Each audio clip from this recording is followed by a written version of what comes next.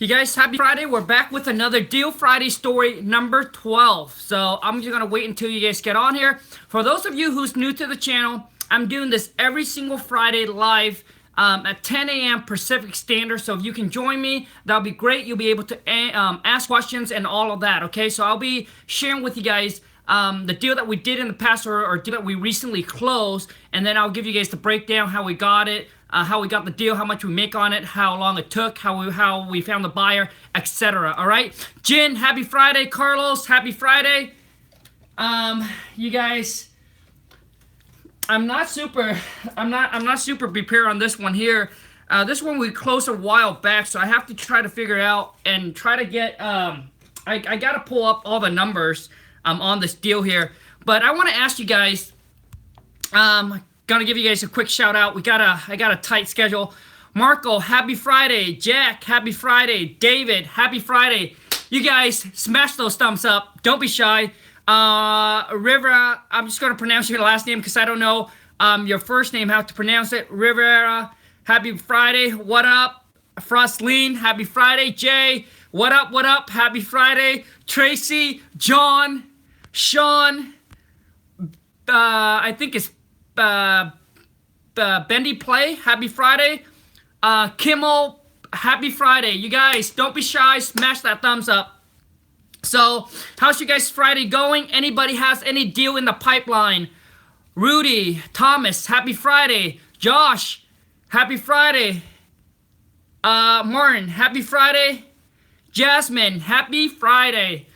Yes, you finally caught me live. I'm glad that you're able to make it. So anybody has anything in the pipeline?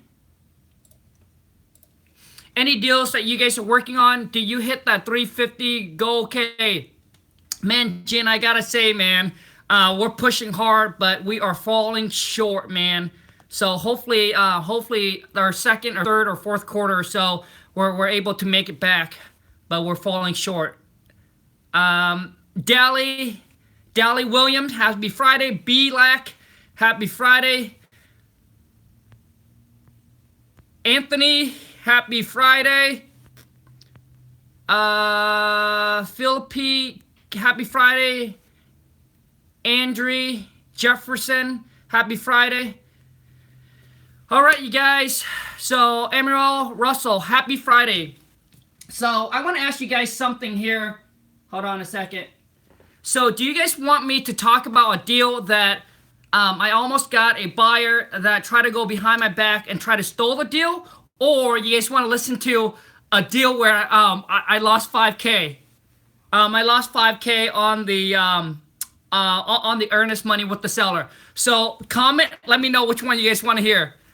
Man, sorry about that, guys. I got an incoming call.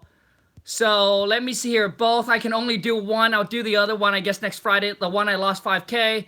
The steal, the deal, the loss. Both. Buyer that tries to go behind your back. Both. Oh, man. So let me see here. So the one I lost $5K. The steal, the deal. All right. Usman. I think that's how you pronounce it. The backstabber. Okay. I end up still making. So I end up still making about $20,000 came out of it on the backstabber, on the buyer that's trying to go behind my back. So, Anthony, happy Friday. All right. So here goes, you guys. But so if you guys can be patient with me, I'm going to try to pull up the numbers on this guy. So I'm going to share with you the backstabber.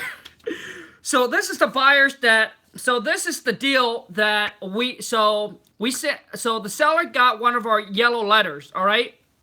So the seller decided to give us a call. Him and his wife are planning to move, I think 3 to 4 hours away from where they're actually living now. And now that they're ready to sell, so they gave us a call, went through the whole process, asked them, well, what's the reason for selling, etc. And at the time, I think it took us about 4 days or so to tie this deal up on the contract. We went back and forth, present them with the offer. I'm gonna pull up the number really quick here. This one been a while back, so Hopefully I'll have it.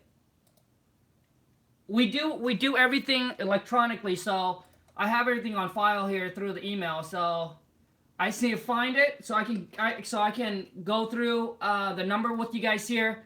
So I apologize for not being prepared. I got it.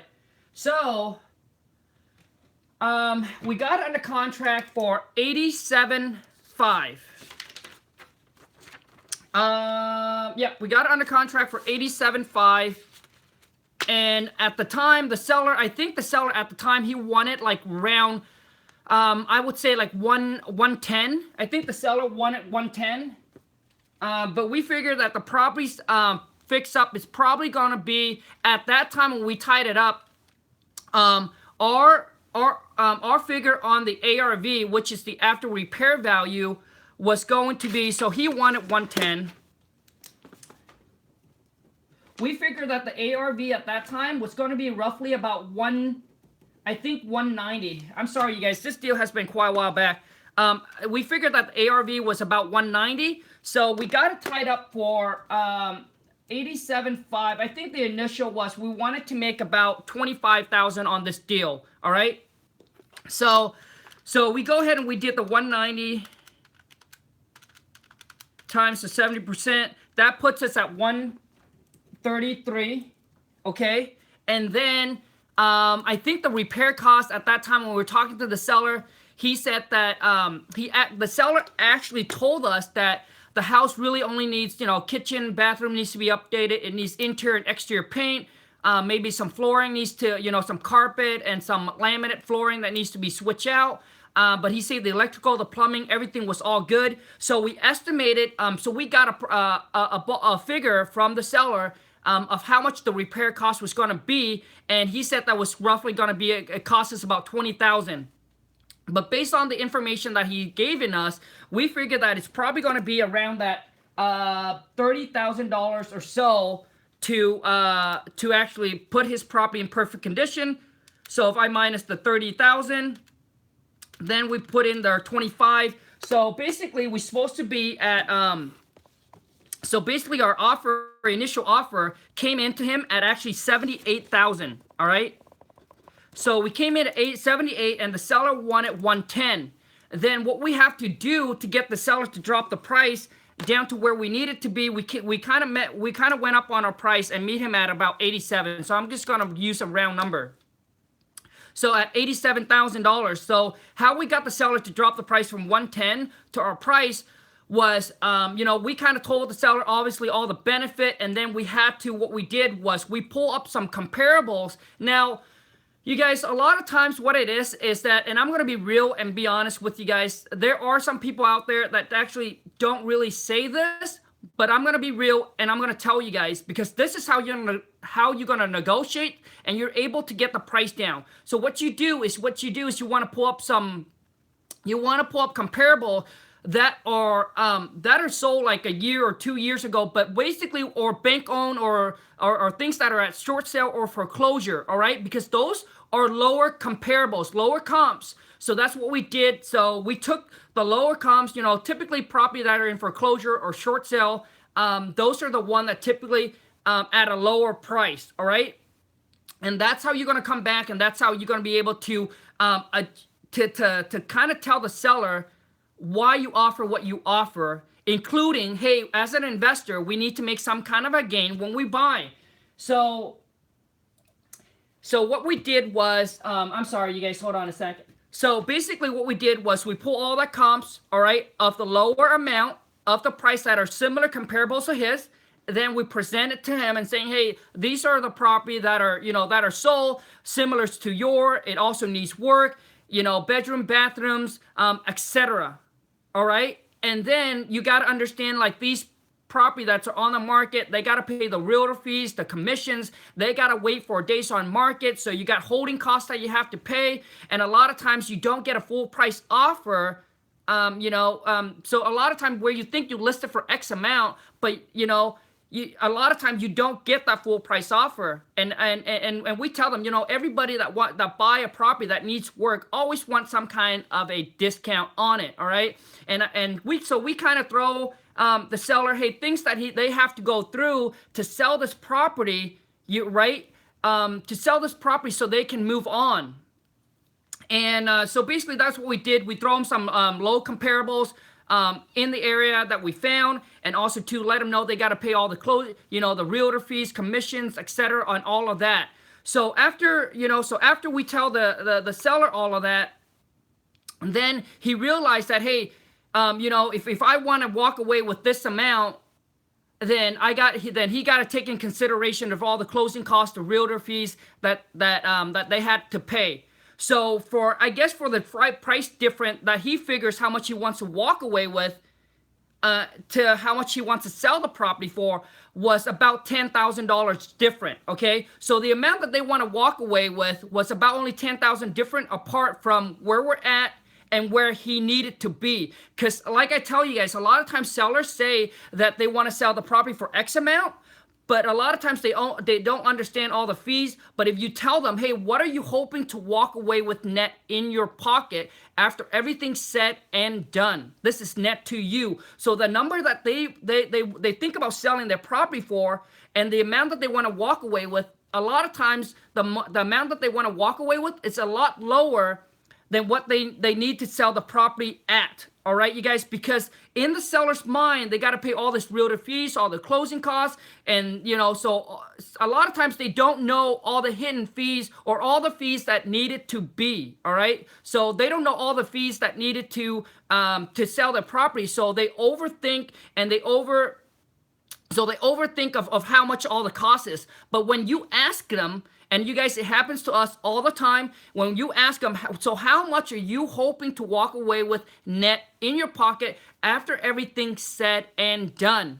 And you guys will be surprised at the number that they give you, and then you minus what they plan to sell for, minus their mortgage, it's going to be a lot lower than what they want to sell the property for. Okay. So at the time, I was just focusing on how much they want to walk away with. All right, that's all I was focusing on. And they said that they need to move, and they got a time frame that they have to meet. They didn't want the property to sit vacant. So we tell them, since we are going to pay cash, we can pretty much close on the date of your choice. When and then we start naming off all the perks. When you guys do decide to move, you can take whatever you want with you. And then whatever you don't want, you can just leave it behind, leave it as is. We'll take care of it. You don't have to clean it. You don't have to cut the yard. You don't have to do a thing. Just take whatever you want with you. Whatever you don't want, just leave it. And we'll take care of it. And that was... And then I also let him know that we are, so we'll be able to close on it right when you guys, so we'll be able to close on a couple days when you guys are ready to go, when you guys are ready to move. So you guys don't have to worry about the house sitting vacant. And that's what they're worried about, sitting vacant, and you get people vandalizing or a squatter going in there trying to live in the house, etc. They didn't want to list the property with an agent by moving away and having to deal with showing, etc. They just want to be like done, all right? Because they're getting into their age and they just want to be done with. So we should start telling them the thing that they needed to hear, which is, hey, since we are going to pay cash, we can close on the date of your choice. And also, too, is when you do move, you don't have to worry about cleaning up, throwing things away, cleaning the house, vacuuming, cutting the grass, anything like that. And that's what they really, really like. They like that hassle-free, closing on when they're ready to move, etc. So that's where we sell them the $10,000 discount. It's because we're saying, hey, we're saying, so with the $10,000 different, you're going to go through all of this hassle, but, by us taking it over, making it easy, stress-free for you guys, so you guys can move on to the next chapter of your life, so you guys can be able to do whatever you wanted to do, not have to worry about this, taking that stress relief off, so we're telling them that got to be some kind of a value to you, and we're hoping that's more than $10,000 worth of value there. And we told him, hey, you got to understand as an investor, we do want to make some kind of a gain when we buy. And a lot of time when we buy over the property, sometimes we make a profit, sometimes we don't. It's just the risk that we have to take because there's other things behind the wall that we don't know. But we're, as an investor, this is what we do for a living, so we're willing to take on that risk. So I just start telling them that. And also, so anyways, we went back and forth. It took us about 4 days or so. He came into an agreement at $87,000. So at this time, we got it locked up. We wanted to make, so at this time, we got it tied up at 87. We actually sent it out to our buyer for 112. So that's our 20,000. So that's our $25,000 potential profit. All right. So we sent it out for 112. And at this time, we got multiple buyers drive by the property. Some of them came back, didn't like the location, didn't like the way the house looked, didn't like the area, didn't like the number. Some of them didn't like the number. So at this time, you guys, the ARV, we came back and we got, initially we thought it was going to be about 190 for the ARV, all right? But when we sent it out to our buyers and they started to do their research, and then we talked to a couple agents in the area, they're thinking more of, we could have get about that 200 to 205, okay, for the ARV. So anyways, you guys, we start sending out to our buyers. We did about two showing on this. We did about 2 showing before we came across this buyer that tried to go behind our back. So so both of those buyers came back and said, you know what? They think that the house needed more work because underneath the house, the subfloor. For those of you who don't know the subfloor, I used to not know, but basically the subfloor of the house is kind of rotten underneath, and it all tore the front of the house, and that needed to be replaced. And a lot of them was worried about the foundation issue. So that's why those 2 buyers backed out, because they were concerned that this might be more of a bigger rehab than they can handle. So anyways, and then about I think maybe about a week go by, right? A week go by, I got a call from an agent and saying, hey, Khang, I got a buyer. He actually bought a couple of properties in the area already. Hold on, you guys. I just want to check on the time. I got to go quick. So we got a buyer that bought a couple properties in the area already, and he's interested on this deal. So he said, when can we do a walkthrough on it? So, and then I pretty much told the agents that I said, hey, you know, make sure that your buyer, you know, so we prep our buyer up. And I told the agent, hey, just let your buyer know that, give me a date and a time. We'll get that set up. But make sure your buyers know that he's there on behalf of our company as a contractor, okay, as a contractor or our partners to give us the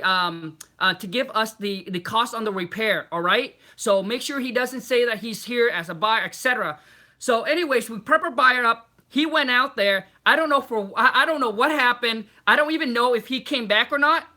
But so there's 2 things that's wrong with this. The agents also wear a T-shirt with a logo, or a jacket with a logo.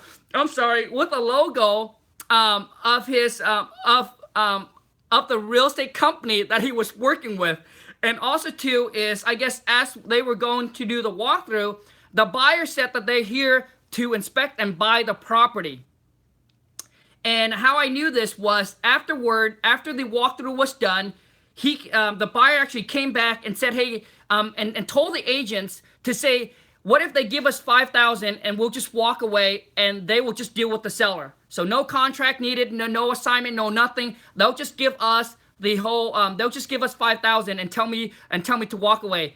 So I told the agent, I said,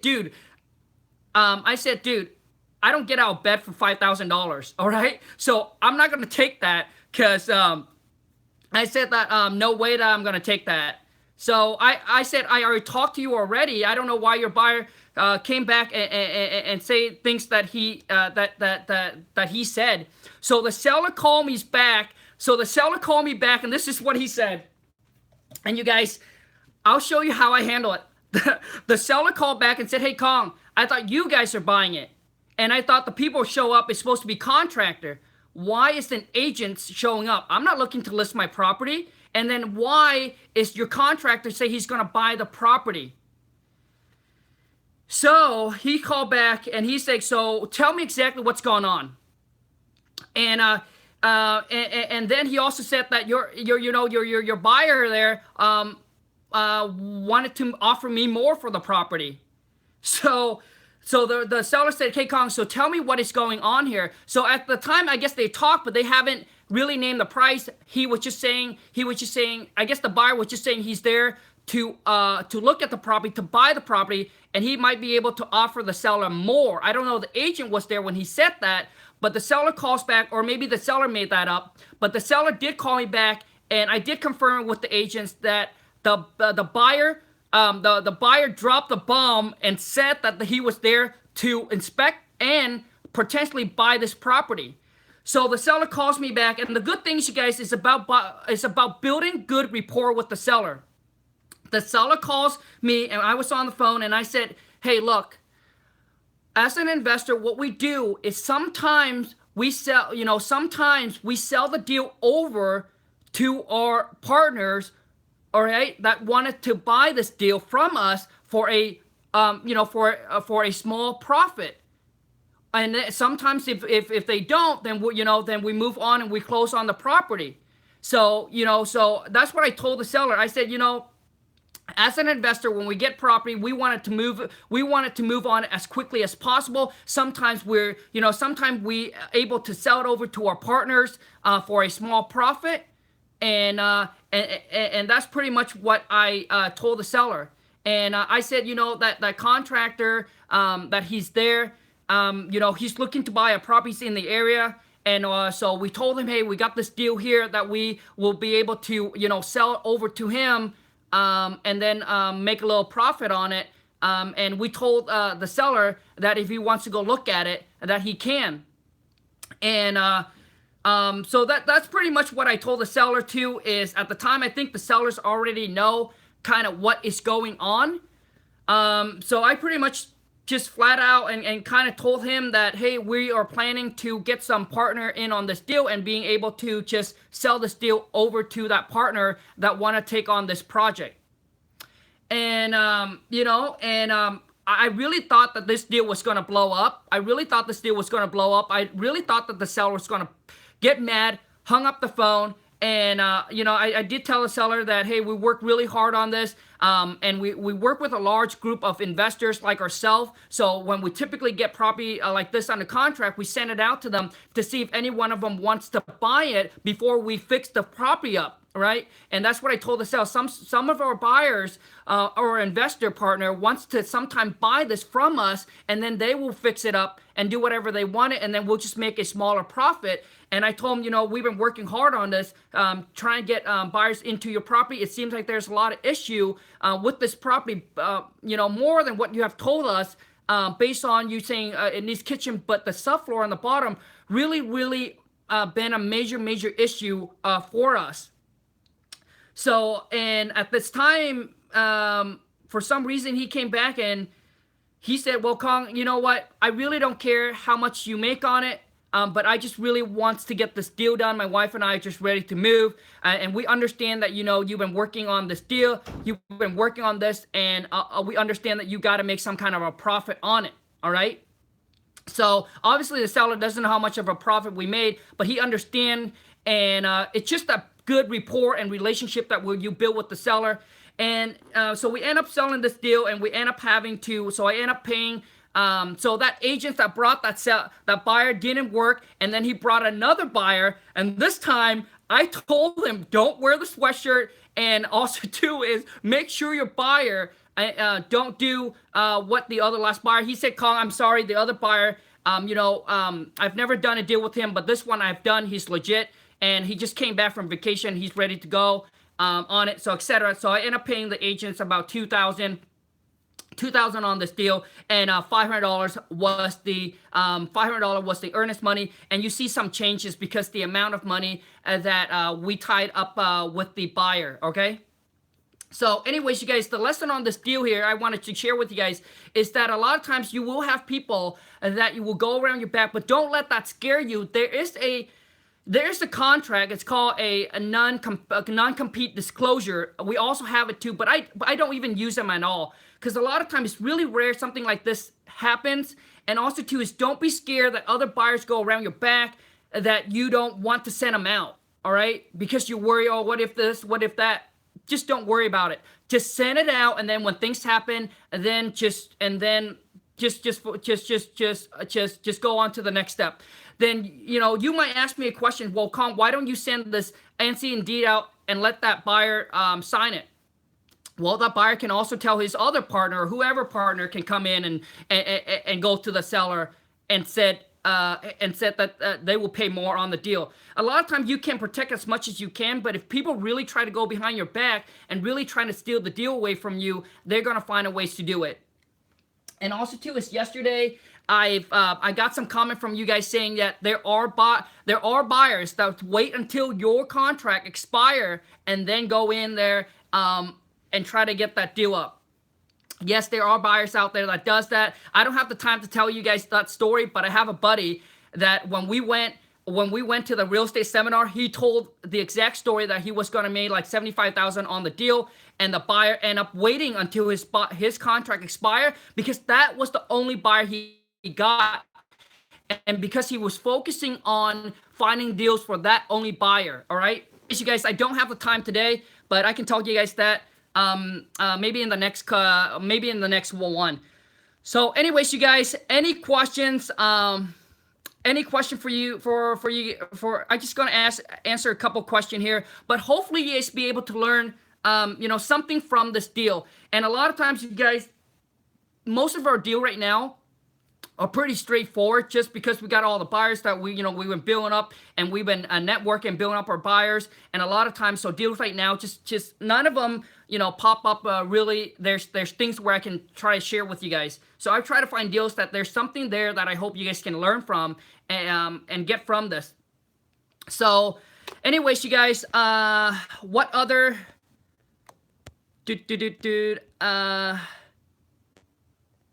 so let me see here. Any questions? Do you have? Okay, you guys. All right, I gotta go. You guys, thank you so much. Have a great day. Bye.